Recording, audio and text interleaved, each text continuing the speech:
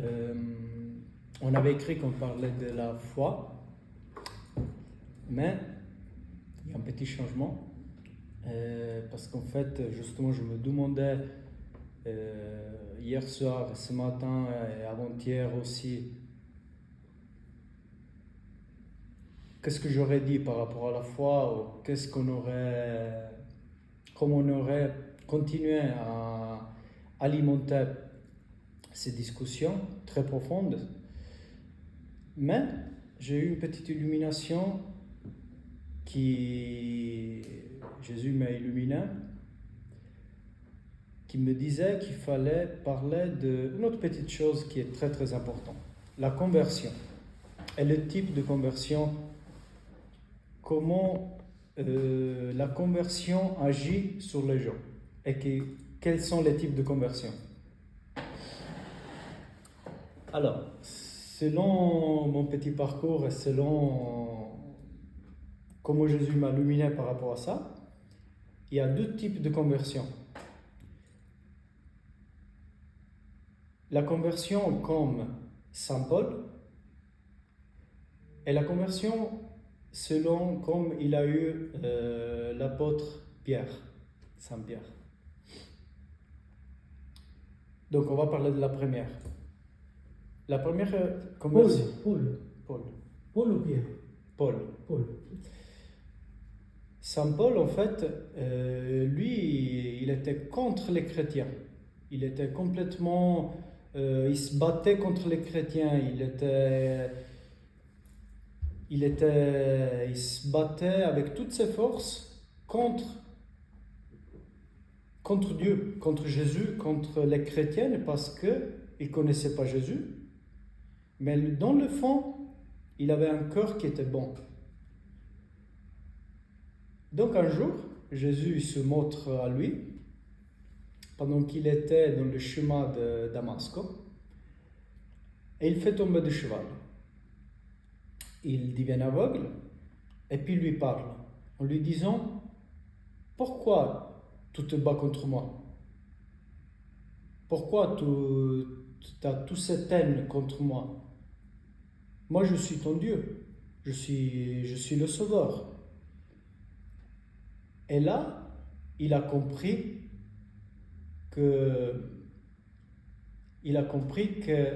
était complètement fort dans tout ce qu'il était en train de faire.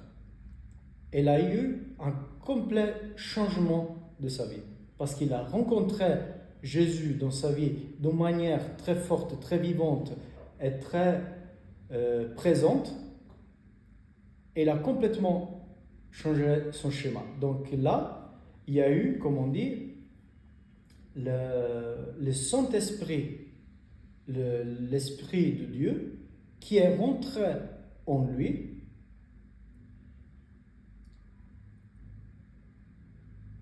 et là, il a commencé son nouveau chemin. Là, il est né à nouveau. Donc quand on dit tu es à nouveau né, c'est exactement ça. Dans le sens, il y a énormément de choses qu'avant tu ne vois pas, tu as des yeux mais tu ne vois pas, tu as des oreilles, tu n'entends pas, parce que tu n'as pas la grâce, tu n'as pas la grâce de la foi, tu n'as pas le Saint-Esprit en toi qui te fait comprendre, qui te fait voir, qui te fait parler, qui te donne tout. Le Saint-Esprit avec ses dons. Parce qu'après, il y a les dons du Saint-Esprit qui... là, c'est un autre sujet qu'on touchera dans les prochains jours. Et c'est là que toi, tu commences à vivre avec Dieu, que tu commences à vivre avec le Saint-Esprit qui est en toi. Et là, tu commences à vivre à nouveau. Parce que tu commences à comprendre ce qui est vraiment la vie. Tu commences à savoir qu'est-ce que c'est la vie. Tu commences à voir la vraie vie. Pas la vie liée à la chair, à les choses de la chair et charnelle, mais tu commences à voir qu'est-ce que ça veut dire vivre. Et c'est seulement à ces moments-là que tu te rends compte qu'avant tu étais à mort. Tu étais un mort vivant. Parce que tu te nourrissais seulement de choses qui au final te laissaient rien. Et justement, quand tu commences à nourrir ton âme et tu commences à vivre avec Jésus, avec le Saint-Esprit en toi, et tu commences à le connaître, tu ne retournes plus en arrière. Parce qu'il y a une joie qui rentre en toi que tu n'arrives plus à retourner en arrière, tu n'arrives plus à chercher les choses de la chair, parce que, même s'ils sont toujours là, parce que la chair est toujours là avec nous. Et là, c'est là qu'il commence ce parcours de ce combat entre la chair et l'âme. Parce que nous, on est fait de chair et âme. Après, c'est à nous de choisir qu'est-ce qu'on veut nourrir. Si on veut nourrir la chair et tout ce qui va avec, et ton âme et tout ce qui va avec. Parce que la chair, elle cherchera toujours, elle est, comme on dit, avec les pieds par terre. On est par terre. Donc, elle est par terre, elle restera par terre. L'âme, elle cherche toujours de s'élever, d'aller plus haut, de s'élever au ciel. Et aujourd'hui, on parle avec Ricky, on a un exemple de Carlo Acutis qui disait, et c'est très très joli cette expression, que c'est comme si on est dans une montgolfière. Plus on la remplit de choses de la chair, et plus elle n'arrive pas à décoller, à s'élever. Plus on se libère des choses de la chair, donc plus on enlève du poids de cette montgolfière, et plus elle s'élève au ciel. Et c'est exactement ça. Moi, par exemple, dans mon cœur, j'ai toujours ce combat. Quand je dois acheter quelque chose, comme je disais avec l'autre jour, on discutait de ça, parce que j'ai toujours un combat dans ma petite misère. J'ai toujours ce combat des choses matérielles, que je sais qu'ils ne servent strictement à rien, parce qu'ils ne m'apportent rien. Et au jour d'aujourd'hui, c'est plus le mal que je reçois quand j'ai ces choses matérielles que je dois acheter, qu'est le plaisir de les avoir. Parce que au final, tu te rends compte qu'ils ne t'apportent rien.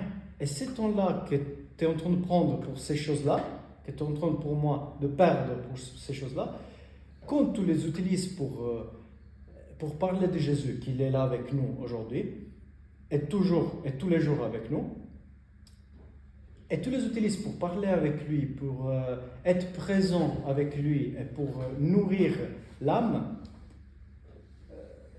c'est là qu'il y a beaucoup plus de joie. Les choses matérielles, au final, oui, c'est 5 minutes de plaisir, mais même pas. Aujourd'hui, en tout cas sur moi, j'aime même plus ces 5 minutes, parce que ça ne me donne rien. Ça ne me donne aucune envie. Et je dis merci à Jésus pour ça, parce que c'est grâce à lui que j'ai compris ça. Après, il y a la conversion comme Saint-Pierre. Saint-Pierre, il était tous les jours avec Jésus. Donc il était tout le temps avec lui. Il vivait avec lui parce qu'il a choisi Saint-Pierre comme son apôtre. Et c'est après à lui qui a donné les clés de l'Église et a fondé son amour, son Église sur lui. Donc pour moi, c'est là que c'est hyper important. L'Église catholique,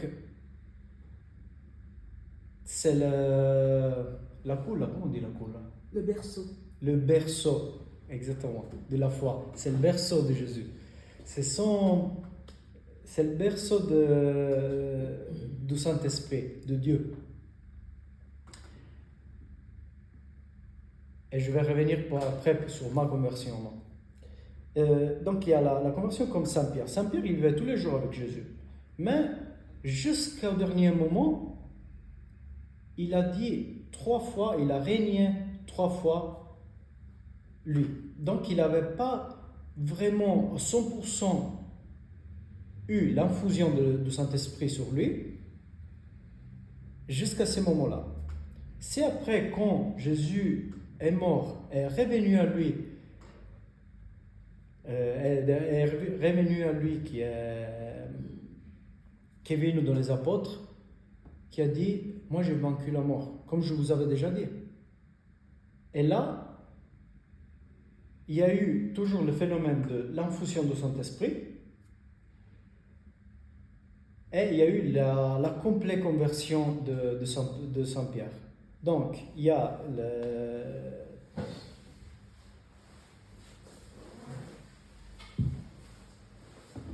a au dehors de l'église les gens qui se convertissent parce qu'ils ont un choc, parce qu'ils ouvrent leur cœur après une grosse souffrance, ou après quelque chose de violent qu'ils ont vécu, après un parcours de vie,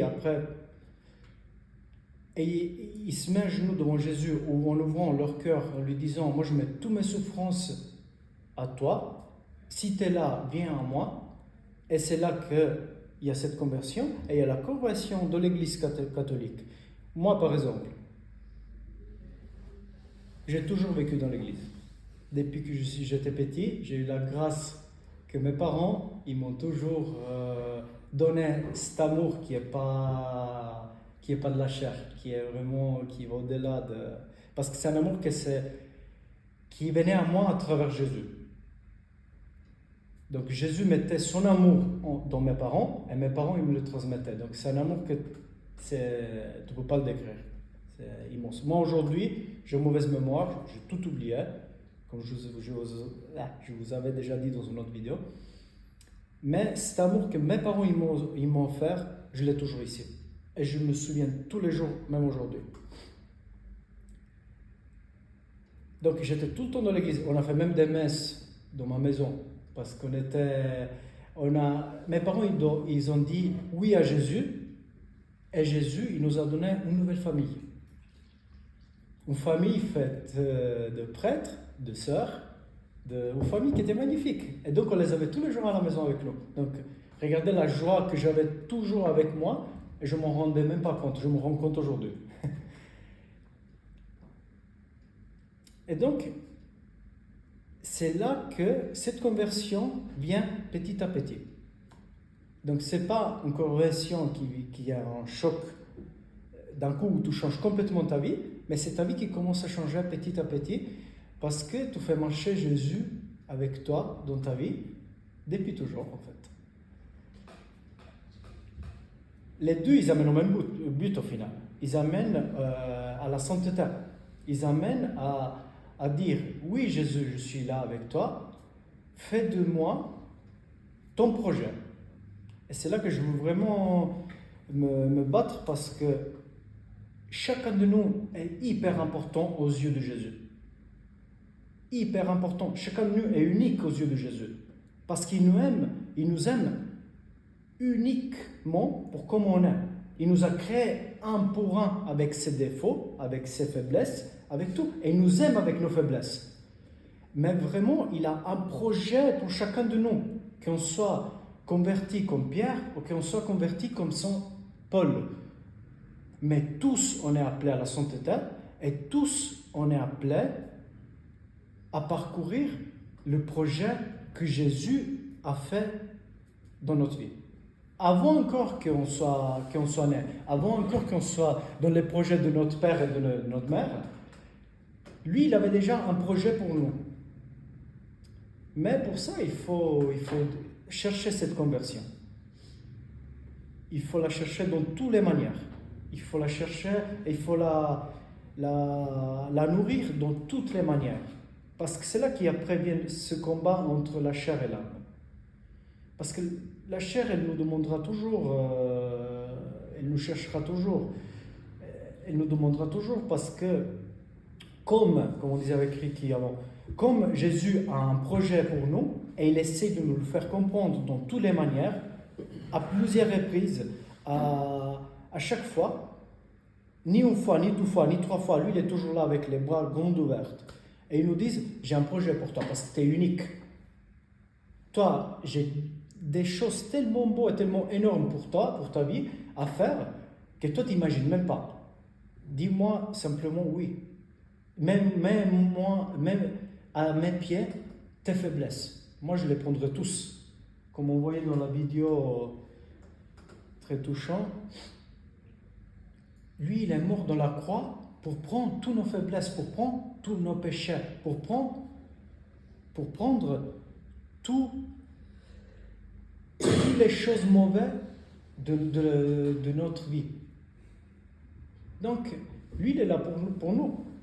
Et il se fait crucifier tous les jours pour nous. Il se laisse frapper, cracher, toutes les plus mauvaises choses qu'il pouvait recevoir, il les a reçues. Et il les reçoit même aujourd'hui tous les jours. Donc il est là, il reçoit toutes ces choses, et donc il nous demande simplement, venez à moi. Simplement ça, pour qu'on puisse parcourir le schéma qu'il a déjà prévu pour nous. Lui, il a déjà prévu un schéma pour nous. Il faut juste commencer à marcher et te faire prendre main à la main par lui, et puis le marcher. Et le problème, c'est que, comme lui, il a un immense projet d'amour pour nous, il y a Satan qui essayera toujours de te faire tomber par ce chemin, de te faire trembler par ce chemin. Il te mettra toujours des trous dans ce chemin. Mais c'est quand tu te rapproches un trou qu'il faut simplement regarder Jésus à côté de toi. Et tu ne vas jamais tomber de ce trou que Satan il a mis dans tes pieds. Moi, j'ai une image que c'est un miracle que j'ai vécu quand j'avais 12 ans. Ouais, 12 ans. C'est pour ça que je vous parle de la conversion de Saint-Piètre, parce que moi, ça me touche énormément, parce que je me vois beaucoup en lui. Parce que j'ai toujours vécu dans l'église. On a vécu avec ma famille des choses magnifiques dans l'église catholique.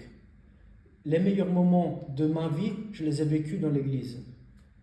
Parce que moi, dans chaque voyage que je faisais depuis mes 19 ans, que je suis parti de la maison, et puis j'étais au nord d'Italie, j'ai tourné un petit peu toute l'Italie, après en Suisse. Dans tous mes voyages, la première chose que je cherchais, c'était mon église. Parce que pour moi, c'est ma maison. C'est la maison de Christ. Et c'est ma maison. Et c'est là que moi, je me mettais à genoux et je me connectais avec Jésus à travers sa maison. Et donc, dans mes 12 ans, ce que j'avais vécu, c'était, on faisait plein de fois avec ma famille. Et même si pour mes parents, c'était pas facile parce qu'on était 5 enfants, donc on était après très vivants, donc très vivaces, donc je vous laisse imaginer. Et on allait des fois dans des journées entières de prière, où on priait pour les malades, on priait pour les enfants, on faisait des chants, et on faisait à la fin la messe. Et c'était des moments magnifiques où il y avait 500 personnes, 1000 personnes, tous ensemble à louer et prier pour Jésus. Et c'est dans un jour comme ça qu'à un certain moment, le prêtre qui présidiava, comment c'est présidiava?